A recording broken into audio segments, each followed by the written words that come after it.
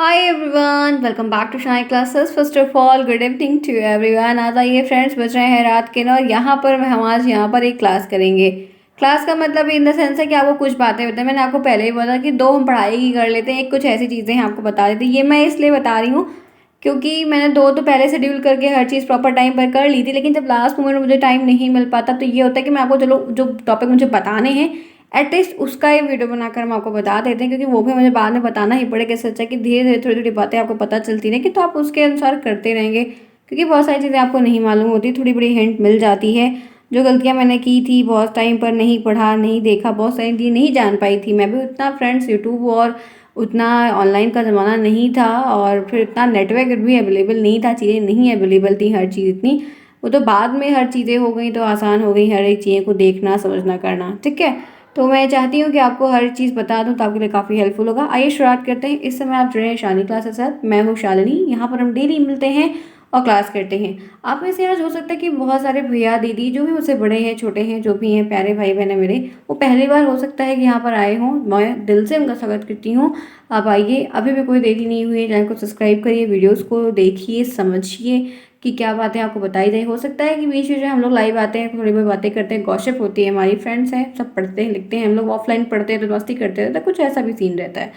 तो आप थोड़ा सा वीडियोस को टाइम दीजिए, पर सीखने का प्रयास करिए। थोड़ी बड़ी ऊँच नीच सब में होती रहती है तो उनको नेग्लेक्ट किया जाता है फिलहाल के लिए। एक्सपीरियंस है, इंसान सीखता रहता है। मैं भी बहुत कुछ सीख रही हूँ, आप लोगों से कितनी बार हर चीज़ को शेयर किया है, बताया है। तो ये चीज़ें आपके लिए रहेंगी, इसलिए आप टेलीग्राम को भी, आज मैंने 4 क्वेश्चंस भी आपको करवाए थे, कंप्यूटर से संबंधित थे। थर्ड के लिए भी अच्छा है, फेस्ट के लिए भी अच्छा है। तो चीज़ें यहाँ पर आपकी इवॉल्व होती रहेंगी चारों तरफ, काफ़ी कुछ आपको सीखने को यहाँ पर ज़रूर से ज़रूर मिलेगा, जो कि बेस्ट रहेगा। मेरी तरफ से तो बेस्ट रहेगा, मैं अपना बेस्ट देती हूँ, 100% देने का प्रयास करती हूँ कि आपको चीज़ें बताऊँ सिखाऊँ बता दूँ। थोड़ी थोड़ी बातें आप जान देंगे तो काफ़ी अच्छा होगा। आज हमें जो बात समझनी है, ये 90% लाने के लिए एग्ज़ाम में क्या करना है, कैसे गोल करना है, क्या प्लानिंग करनी है, अभी भी वक्त है, क्या हम कैसे करेंगे, इन सब पे थोड़ी डिस्कस करूँगी।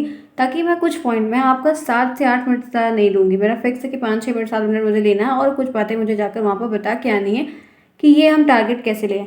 आपको एक बात नोटिस होनी चाहिए कि हम लोग हमेशा आपको 90% का टारगेट की ही बात क्यों कहते हैं। क्या जो बच्चा 85 लेके आता है या जो बच्चा 80 लेके आता है उसका ख़राब होता है क्या? नहीं, ख़राब नहीं होता है। लेकिन एक बात ये ध्यान रखिए कि जो भी आपकी बार वैकेंसी काफ़ी टाइम से नहीं आई है, तो बहुत सारे बच्चे जो हैं वो अखिलेश की जो गवर्नमेंट है उसमें जो है 10th-12th पास किए हुए हैं। तो उनके जो परसेंटेज की मेरिट बनी हुई है बहुत हाई गई हुई है, बहुत ज़्यादा हाई गई हुई है। उसके बाद योगी सरकार जो आई उसके बाद उनके बच्चे के परसेंट थोड़ा कम बने हुए हैं यूपी बोर्ड के। तो यूपी बोर्ड भी ले लीजिए, सीबीएसई बोर्ड के बच्चे इसमें थोड़ा कम इन्वॉल्व होते हैं, ये भी देखा जाता है। तो परसेंट का जो 10th-12th का एक अभी तक रूल है कि 10th को ऐड करते हैं, 12th को ऐड करते हैं, फिर ग्रेजुएशन ऐड करते हैं, उसके बाद आप जो ये डीलेट बीएड कर रहे हो उसको ऐड करते हैं, टेट पासिंग होना चाहिए, सुपर टेट का नंबर ऐड करें, तब जाके कई सारा चीज़ होता है। तो ये जो 90% लाने के लिए बार बार फोकस किया जा रहा है, कहा जा रहा है, आपको हर वीडियोज़ में देखने को मिलेगा, सभी के अलग अलग चैनल्स पे देखने को, सब यही इसलिए कहते हैं क्योंकि वो बच्चे बहुत सारे ऐसे हैं जो काफ़ी अच्छा परसेंट गेन करके बैठे हैं। तो क्या होता है कि अगर मान लीजिए किसी का हाई स्कूल इंटर में कम परसेंट है, अगर आप में से किसी का कम परसेंट है तो आप और मेहनत करिए, वरना आपको तो आपके पास भले हो जाएंगे और आपका मान लीजिए 79% बन रहा है, आपको 67% बन रहा है डी में, इतना कम अगर परसेंट बन रहा है और आपका 10th-12th भी कम है, तो आपको फिर कोई मतलब ही नहीं है बस चीज़ में पार्टिसिपेट करने का, क्योंकि आप कंपटीशन की रेस से ही छट जाओगे। तो 90% लाने के लिए हम लोग बार बार इसीलिए कहते हैं कि अगर 12th-12th में थोड़ा बड़ा दिक्कत है, थोड़ी दिक्कतें हुई हैं, नहीं पर अच्छा नंबर मिला है, कोई भी चीज़ अगर, या ग्रेजुएशन है लोग का देखो जो बीएससी की है, बीए की है, बीकॉम की, बहुत कम ही लोग का अच्छा परसेंट बना, नहीं तो सबका 60 65 55 ऐसे ही अटक गया है। तो वो बैलेंस वो मेंटेन करने के लिए जो, क्योंकि डीलेट में ना परसेंट आसानी से बन जाता है, क्योंकि हमें 400 नंबर हमारे इंटरनल होते हैं जो कॉलेज से मिलते हैं और बाकी हम लिख के आते हैं, तो ये मिला के आपके बहुत अच्छे नंबर बन जाते हैं, अच्छा परसेंट गेन कर लेते हैं। इसीलिए मैं आपको बार बार बोलती हूँ, सभी इसलिए बोलते हैं कि ये आपका 90% होना चाहिए, क्योंकि ये नंबर हम यहाँ गेन कर लेंगे तो ये जोड़ लिया जाएगा, बाकी वो जोड़े, फिर सुपर टेट में मेहनत करके वो काम कर लेते हैं। तो 90% के टारगेट की बात हमको इसीलिए बार बार कही जाती है, ठीक है। तो आप कुछ बातें और हैं जो मैं बताऊंगी, उससे पहले इस क्लास को अभी तक जिन्होंने नहीं लाइक किया है फटाफट लाइक करिए, चैनल को सब्सक्राइब करिए, वीडियोस को लाइक करिए। आपको हर एक चीज़ यहाँ पर बेस्ट से बेस्ट मिलता है। टेलीग्राम का लिंक आपको कमेंट बॉक्स में पिन करके मिलेगा, नहीं टेलीग्राम पर आप जाइए, वहाँ पर शालिनी क्लास सर्च करिए, आपको आसानी से मिल जाएगा। जो मुद्दे पे हमें बात करनी है वो है कि पास होने के लिए क्या करना होगा।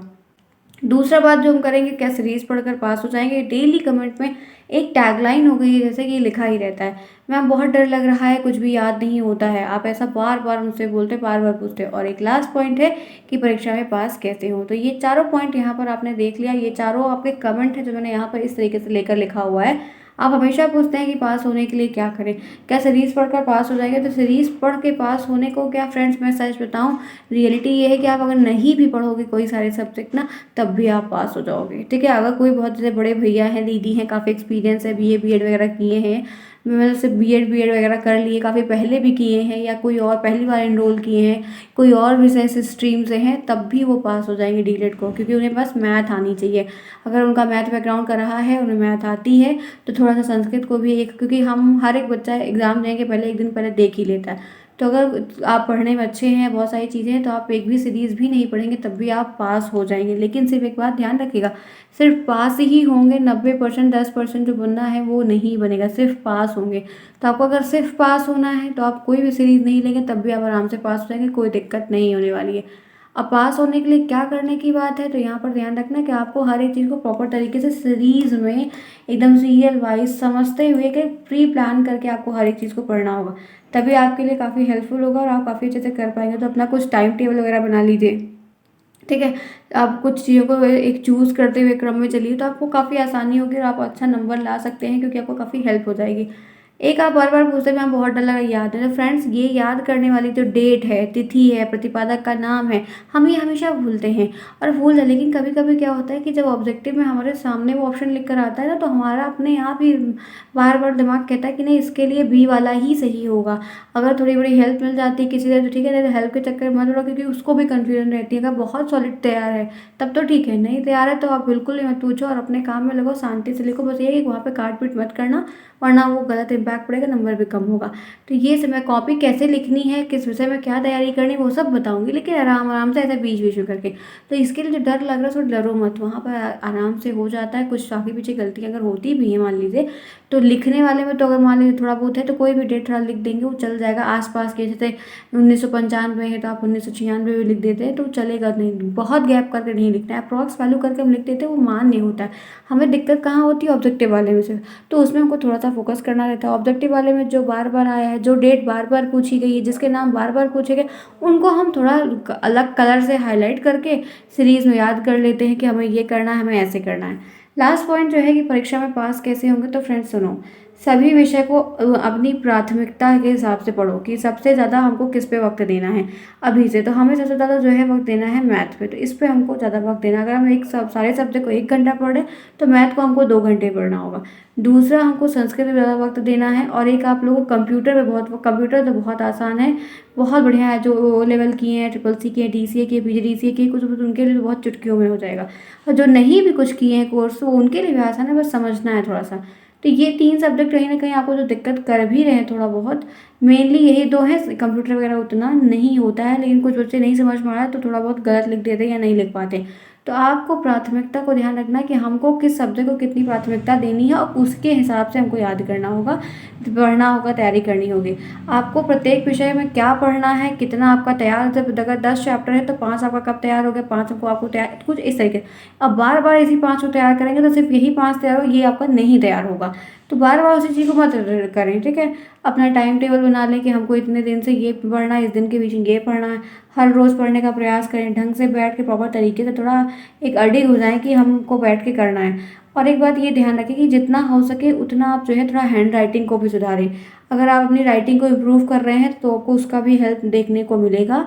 हमेशा कि चाहे वो मैथ का सवाल हो या कोई और विषय का सवाल हो, सवाल को पढ़ा करो कम से कम 2 टाइम। मैं हमेशा बोलती हूँ कि आप सवालों को 2 बार 3 बार ज़रूर पढ़ो, तब आपको समझ में आएगा कि प्रश्न में क्या पूछा जा रहा है। तो जब कभी आप हैंड राइटिंग को भी ध्यान दे रहे हो, जो सब्जेक्ट टफ है उस पर वक्त दे रहे हो, समझ रहे हो, कुछ चीज़ें याद कर रहे हो, पुराने आए हुए हाईलाइट कर रहे हो, पुराने पेपर्स को सॉल्व करो, पुराने पेपर से पेपर के क्वेश्चंस रिपीट होते हैं या आपने खुद पढ़ते हुए देखा तो आपको वो हेल्प करता है।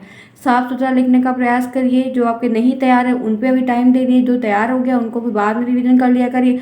हर हफ्ते का पढ़ा हुआ लास्ट में रिवीजन कर ले। तो इस तरीके से एक स्ट्रैटेजी है जो हम बताए हैं, स्ट्रैटेजी बहुत बनाते हैं लेकिन फॉलो नहीं करते, इसीलिए हम सक्सेस नहीं होते हैं। हमें पता रहता है क्या ये जितनी बातें हैं आपको भी पता है, क्योंकि बहुत सारे एग्जाम आपने दिया, इंटर दिया, हाई स्कूल दिया, ग्रेजुएशन दिया, क्या मैं हर जगह थी क्या आपके साथ? नहीं थी। लेकिन आपको ये स्ट्रैटेजी बनानी होगी और फॉलो करना होगा, तभी आप इन चीज़ों गोल को अचीव कर पाएंगे। ठीक है, क्लियर? आई होप सो कि ये वीडियो बहुत छोटी सी है, बहुत वक्त नहीं लिया, 10 मिनट सिर्फ आपके मैं ऐसा नहीं लूना चाहूँगी और इतनी ही बात मैं आपको बताऊँगी।